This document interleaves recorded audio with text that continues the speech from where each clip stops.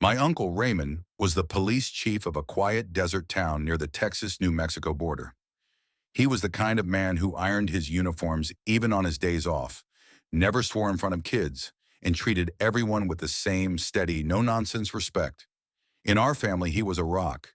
If he said something happened, no one doubted him. There had been a local crime beat photographer, Henry L., who for years showed up at every major scene.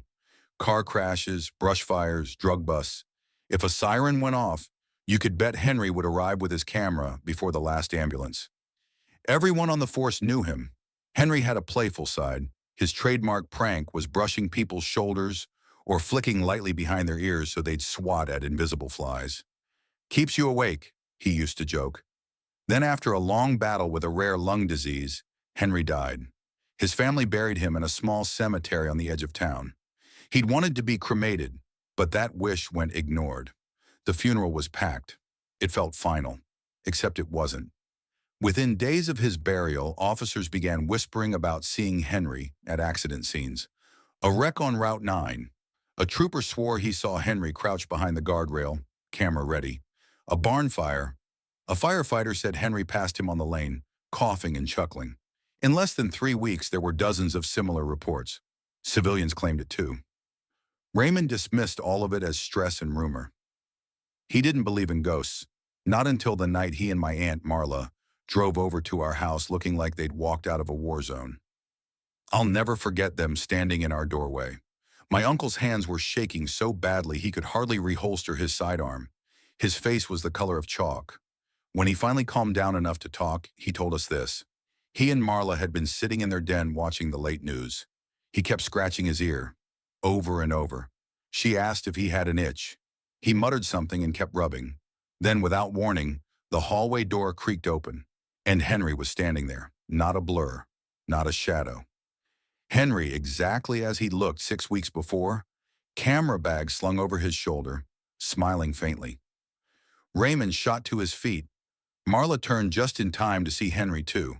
They both stared. Henry gave a little nod, like acknowledging an old friend, then stepped across the living room and out the front door. The latch clicked shut behind him. Raymond bolted outside with his pistol, scanning the yard, but there was nothing, just desert wind. They didn't go back inside. They drove straight to our house. Over the next 2 months, the sightings continued. Sometimes Henry was at accident scenes. Sometimes he was glimpsed on dark porches, camera in hand.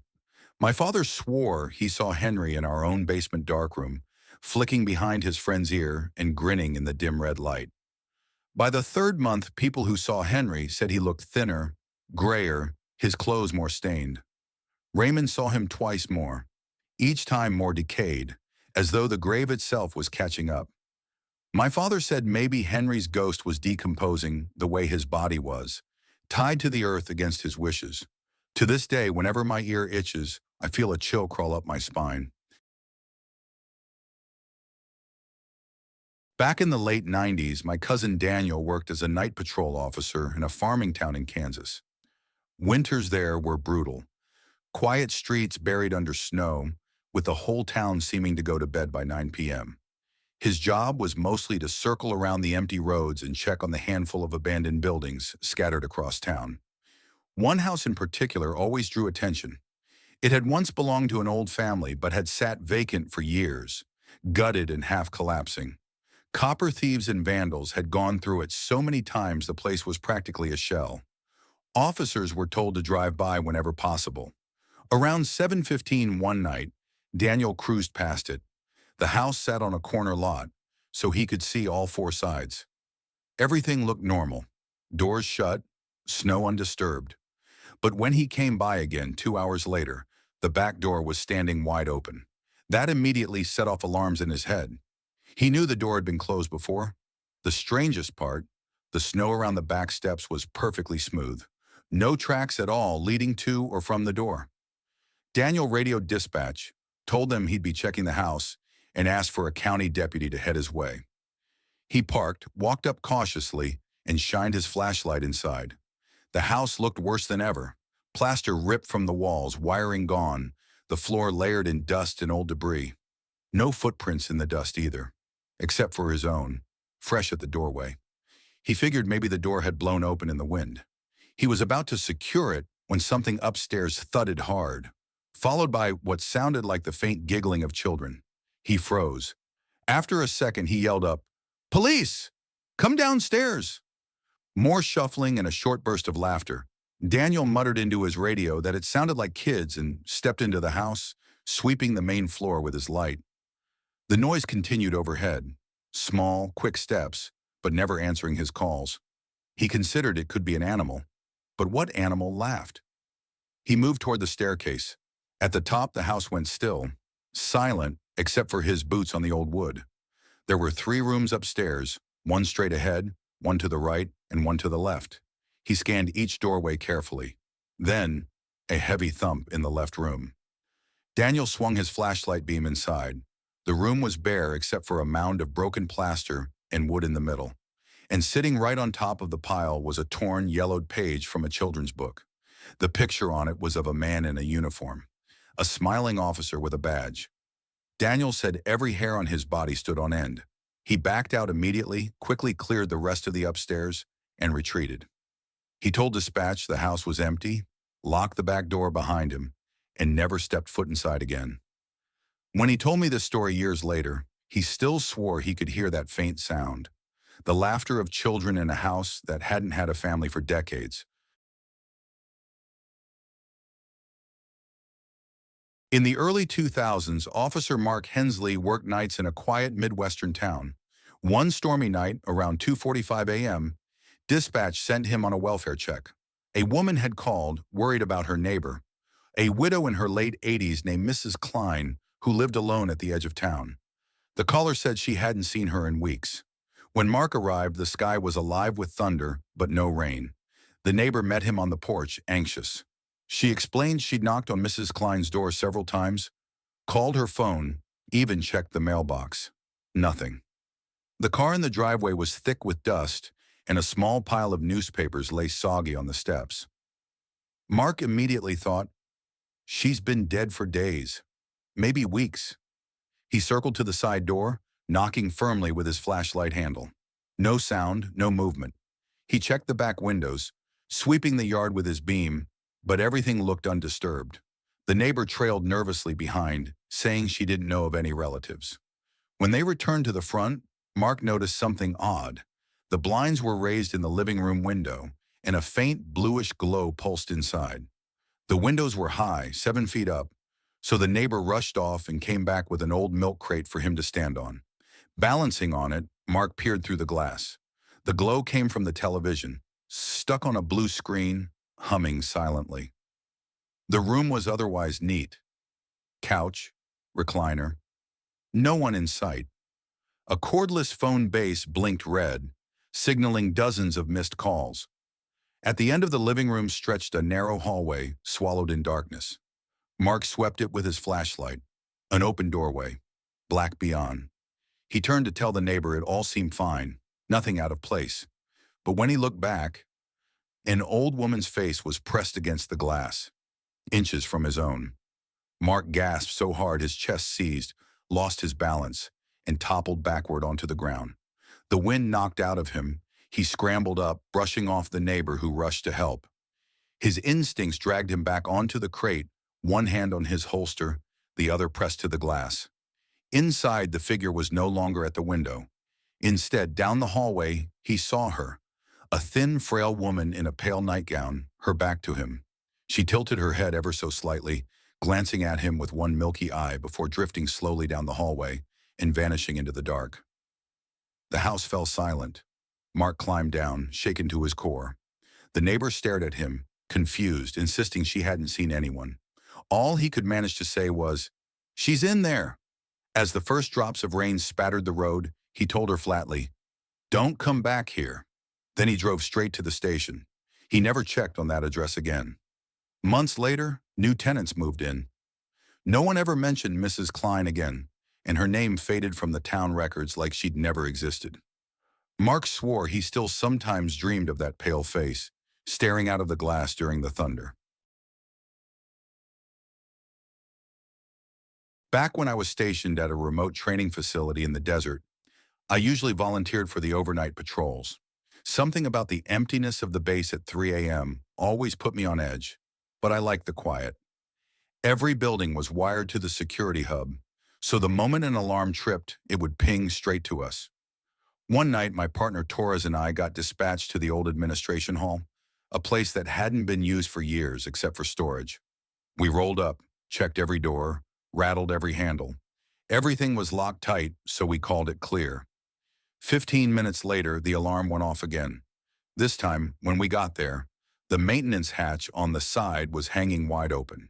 Inside was nothing but a dusty supply closet with pipes running along the ceiling. We shut it, locked it, and left. Another 20 minutes passed. Ping. Same building. Torres and I split up, each watching different sides of the hall, thinking maybe some idiot was pulling the doors just hard enough to trip the system. But the place was dead still. Just as we were about to leave, the alarm went off again, right in front of us. That's when the night custodian showed up, groggy and irritated, keys jangling. He let us in for a full sweep. The air inside was stale, the kind of stillness that makes your own footsteps sound too loud. We moved through classrooms filled with stacked chairs and dusty blackboards, the kind of rooms that feel wrong after dark. At the very end of the hallway was a narrow maintenance door. It stood wide open, lights on inside. The space was no bigger than a walk-in closet, just pipes, a shelf of tools, and concrete floor. No one inside. But there, clear as day in the dust and condensation, was the imprint of a small bare foot, a child's foot. One step, nothing else. The custodian went pale. Torres swore under his breath and refused to step closer. The door closed behind us with a metallic click, and all three of us froze. When we finally got out of there, Torres said he was done. He'd never answer another call at that building again, and he hasn't. To this day, I can still picture that single wet footprint on the concrete in a building no child had any reason to be in. Years ago, when I was working night patrol in northern Montana, we got dispatched to a call way out in the sticks. It was just past 11 p.m., the kind of night where the stars are sharp enough to cut you, and the only light comes from your cruiser headlights. A family had called in, saying they'd been hearing strange screams echoing from the tree line near a creek about a quarter-mile from their property. When we pulled up, they were already waiting on the porch, pale and jittery. We hadn't been standing with them for more than a minute before it came. A scream. I don't have words for it. It was high-pitched, stretched too long, almost human but not right, like a woman being dragged underwater or someone screaming through a throat not built for human speech. Each wail tore through the night for 10, 15 seconds, then cut off, leaving silence behind it like a vacuum. We told the family we'd check it out and started toward the creek. Flashlights sweeping the dirt trail. Twice more, the sound ripped through the dark, each time closer. By then, both my partner and I were thinking the same thing. Either someone was dying out there, or we were walking into something we didn't understand. When we reached the creek bed, the screams stopped. For 5 whole minutes, nothing. Just us calling out, our voices bouncing off the trees. No answer. Then from directly behind us, where we just walked, the same scream shrieked out. We spun around, lights cutting through brush and rocks, but nothing moved.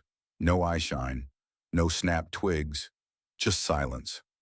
Halfway back toward the house, it came again, so loud it felt like it was right next to us. My chest locked up, adrenaline spiked, and we tore our beams across every shadow. Still nothing, not even the rustle of grass. We pushed forward faster, hearts hammering, until the sound came one last time, back from the creek we just left. Louder, longer. It went on for nearly half a minute, a wailing that made the hair on my arms rise. And then, nothing. Not a breath of wind, not an insect, not even the creek moving. Just dead silence. As soon as we stepped off the trail and back toward the porch, the night came alive again. Frogs croaking, crickets chirping, an owl hooting somewhere in the distance. We told the family to call us if it happened again. They never did, and we didn't ask. Even now, after years of hunting, camping, and working outdoors, I've never heard anything alive or dead that could make a sound like that. And I pray I never do again. My father served as a police officer for more than 2 decades, and while most of his stories lean toward the routine, there's one that has always stayed with me. It wasn't exactly a ghost story, but it carried that strange, lingering chill that brushes close to the supernatural. One night, he was dispatched to an apartment complex on the east side of town. A frantic woman had called, claiming her elderly neighbor had made a pact with the devil. The caller was young, deeply religious, and well known for overreacting to anything unusual. Still, protocol meant my father had to check. The neighbor in question was a 70-something woman named Mrs. Harlow. She opened the door before he even knocked twice, smiling warmly as though she'd been expecting company. Her apartment looked like a time capsule from the 1950s. Same patterned wallpaper, neatly polished furniture, and shelves stacked with old china. She immediately offered him coffee, sat him down at the kitchen table, and began chatting as if they were old friends. At first, my father wondered if the call was just another false alarm, but as the minutes passed, he noticed something unsettling. She wasn't just talking to him. Her eyes would flick to empty chairs, her hand would gesture toward corners of the room, and she laughed softly at remarks no one else had made. He realized she believed her apartment was filled with people. While sipping his coffee, he began scribbling names on the back of his notepad, the ones she kept repeating in conversation. When he returned to the station later that night, he ran a quiet search. One by one, the names matched. Her late husband, her children, a brother long deceased. Every soul she was speaking to had been gone for years. In truth, Mrs. Harlow had no living family. Her groceries were delivered weekly. She rarely left her apartment, and she hadn't spoken to another living person in months at a time. My father started visiting her regularly, just to check in. Over time, she grew attached to those visits. Eventually, he brought us, his kids, along, and she treated us as if we were her own grandchildren. She even taught me how to cook her old family recipes, saying she was glad someone would keep them alive. The strangest part was that as the years went by, she stopped talking to her visitors. It was as though the presence of real people, living people, gave her what she'd been missing. For nearly 2 decades, she became a part of our family.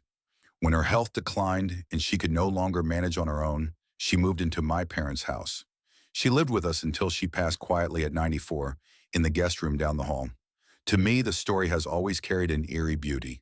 She once filled her loneliness with voices from the other side. But in the end, it was the living who gave her peace.